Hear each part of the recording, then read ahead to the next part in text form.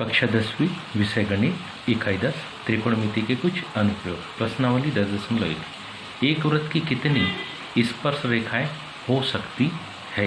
ध्यान से अगर हम देखें तो एक वृत्त की आकृति है और इस वृत्त की आकृति में यदि हम स्पर्श रेखा बनाएं तो हम पाएंगे कि इसमें एक स्पर्श रेखा ये बना दी हमने। इसमें ध्यान से देखें तो हम पाएंगे कि इसकी एक स्पर्श रेखा अपन ने ये बना दी जो कि इस बिंदु पर इसको स्पर्श करती है। दूसरी स्पर्श रेखा अपन इसकी यहाँ बना सकते हैं। तीसरी स्पर्श रेखा हम इसकी इस स्थान पर बना सकते हैं। इस प्रकार से अगर हम स्पर्श रेखा इसमें बनाने लगे तो हम पाएंगे कि इसमें अपरिमित रूप से अनेक, हम इसको लिख सकते हैं कि जो इसके उत्तर में हम लिखेंगे एक वृत्त की क्या अपरिमित, जिसको हम अनंत भी कह सकते हैं, अपरिमित रूप से अनेक क्या होती स्पर्श रेखाएं हो सकती है। कारण क्योंकि वृत्त पर काहे पर, क्योंकि वृत्त पर अपरिमित रूप से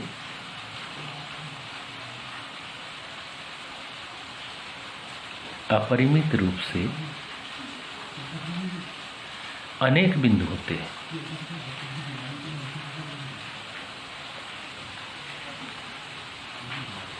और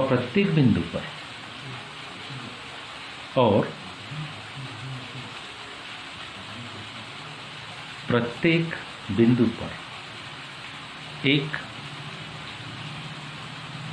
अद्वितीय स्पर्श रेखा खींची जा सकती है।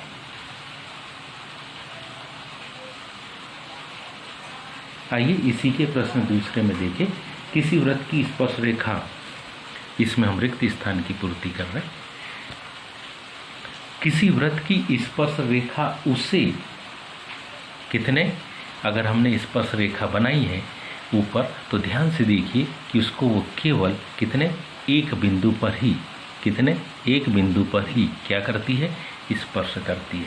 तो पहले खाली स्थान में आएगा कि किसी वृत्त की स्पर्श रेखा उसे कितने एक बिंदु पर, बिंदु लिखा है लेकिन कितने, हमको उसको एक बिंदु पर, ओ को काट देंगे, ये आ गया पहले खाली स्थान। वृत्त की दो बिंदुओं पर प्रतिच्छेद करने वाली रेखा को, वृत्त को यदि दो बिंदुओं पर इस प्रकार से एक वृत्त बनाया और उसको मान लो कोई रेखा इस प्रकार से स्पर्श करती है तो ये दो बिंदु हो गए। पहला बिंदु हो गया ए, दूसरा बिंदु हो गया बी। तो हम कह सकते हैं कि वृत्त को दो बिंदुओं पर स्पर्श प्रतिच्छेद करने वाली रेखा को हम कौन सी रेखा, छेदक रेखा कहते हैं। इसको हम कौन सी रेखा, इसको हम छेदक रेखा कहते हैं। एक वृत्त की कितनी, अब एक वृत्त में समांतर रेखा हम बना रहे तो ध्यान से देखिए कितनी समांतर रेखा बना सकते हैं। यदि आपने एक रेखा इस प्रकार से बना रहे कि वृत्त को इस प्रकार से स्पर्श करते हुए जाए और इसी के समांतर दूसरी स्पर्श रेखा चाहिए तो निश्चित उसको भी इसी प्रकार से बनाना पड़ेगा। तो कहने का मतलब है किसी वृत्त पर हम कितनी दो समांतर रेखाएं हो सकती है।